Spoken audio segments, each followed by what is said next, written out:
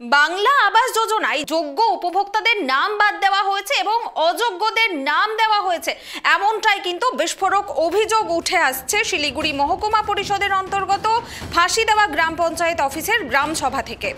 বাংলা আবাস যোজনায় যোগ্য ঘর পাওয়া ব্যক্তিদের নাম কেটে অযোগ্যদের নাম দেবার অভিযোগে একেবারে চাঞ্চল্য ছড়িয়েছে ওই এলাকায়। জানা গিয়েছে বাংলা আবাস যোজনা ঘরের লিস্ট থেকে নাম বাদ পড়েছে প্রায় 40 জনের।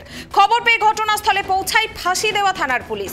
উপভোক্তারা জানান, বহুবার আবেদন করার পর সরকারিভাবে বাড়ি বাড়ি গিয়ে সার্ভে করা হয়েছে, তারপরও কি করে বাংলা আবাস যোজনা থেকে নাম বাদ গিয়েছে তাদের, এই নিয়েই রীতিমতো ক্ষুব্ধ এলাকাবাসী।